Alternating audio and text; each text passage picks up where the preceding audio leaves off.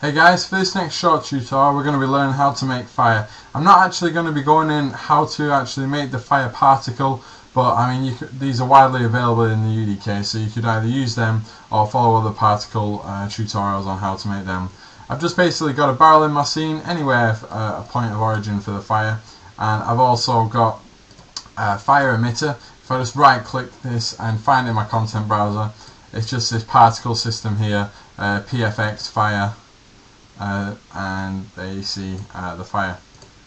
And I've also got a dynamic point light in my scene. You can find this in the actor classes in your content browser, and under lights tab you can go to point light, and you need a point light movable for this tutorial. In my options, just hitting F4. I've got a radius of 256. I think that's just about good for now. I've just got a brightness of 1. We'll be changing these values through Kismet though, and also just pick your light color.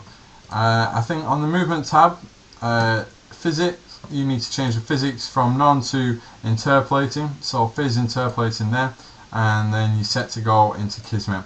So with your light selected, you need to open up Kismet, and we'll just find an empty space here and just right click new matinee, and then we'll double click the matinee, and then we can close out our Kismet.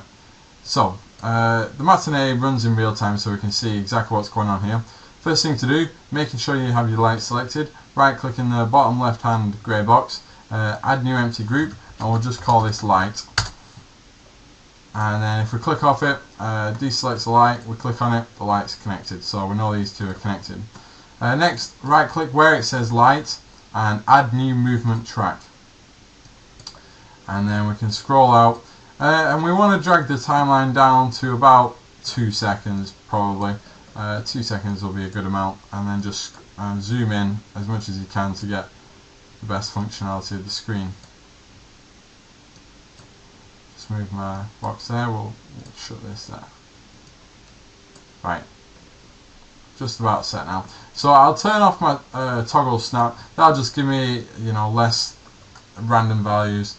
And so we can start adding movement keys. So with our movement track selected, we'll scroll to just around point 1, and then move our light up a bit, and then we'll do the same here. Enter again, hit enter to add a new key, and just drag it down a bit, and then enter again somewhere else, and then moving it up, just going along the bar. Just moving, just creating little movements along the way. I'm moving my timeline bar by just left clicking down here and just scrolling across.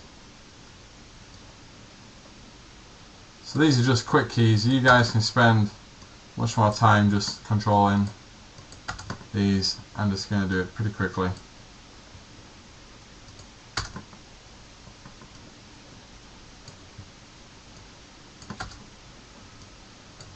And we'll add one just to the end of the track there.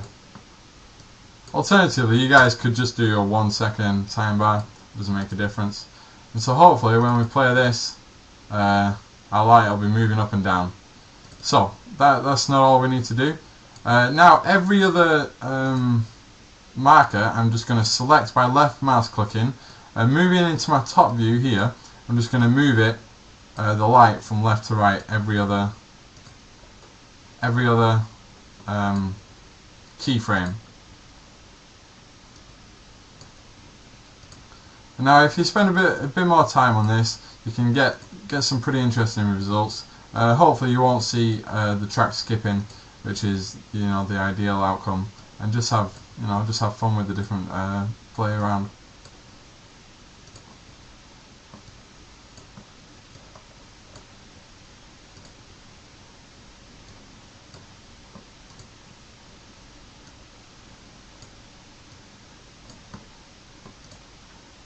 Right, so now that that's done, I think every second key now, I'll just move it up and down.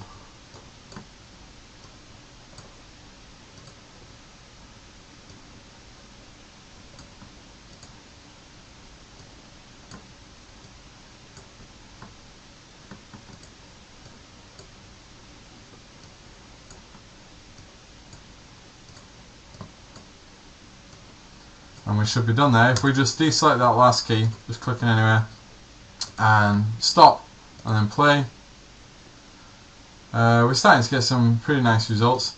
Another thing we need to be changing is obviously the fall off, any draw scale, possibly the brightness. So to do this, we can right click on light, and it should be under add new float property track, and then this box comes up, draw scale, radius, brightness.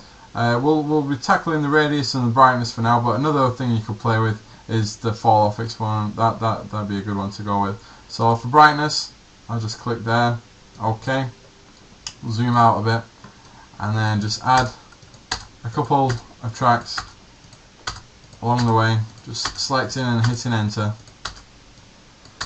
and there we go. So we got a default brightness of 1. We'll just add a key at the start there. So we got a default brightness of 1. If we right click on one of our keys and go to set value, this will give us a value. So we'll go to 1.6, possibly to 0.3, maybe jump it up to 2, maybe down to 0.9, maybe 1.3, 1.6. I'm just selecting, right clicking, set value, 0.6, leave that one at 1, maybe bump that up to 3 just for a really bright effect, and then that's going back down to 1. So now if we stop and play, we're starting to get a bit of that going on. Just selecting on the light again, right click, float property track, and go into the radius now, and OK. So we don't need as many of these keys. I'll put one where, where we bump that brightness up to 3. So on that 3, again we're just left clicking, right click, sorry, set value, and we'll bump that up to maybe 512. And then I'm just setting some of these values a bit different, just have a little play around. I'll just do this at 400. So there we have it. We can click out of here now and open up our Kismet window again. So we have our matinee working. You could have it so it toggles on, and you could play around with toggling on the fire emitter. We've done those in previous tutorials, but for now I'll just have the fire playing at the start of the level, right clicking in the empty space, new event, and then go to level loaded, and then level loaded and visible. You hit play there, and then it should play straight off. If you're having undesired results, just go around and play around with a few of those keyframes in the matinee. Things you can change down here is under looping. You want this looping all the time, so it doesn't just play through for 2 seconds, it'll continuously play. And then play rate, you could alter, maybe if it's going too quickly you could change it to 0.8, or alternatively, if you don't think the fire is flickering enough, maybe change it to 1.2. You can change the time in there, but these are just quick amendments. And so if we come out of here and just hopefully, if I play from here, there we go. You can see the desired result. Obviously this flame here isn't flickering as much, and it's more just like staying at the same kind of intensity. So maybe you could find another fire particle that is a bit more alive.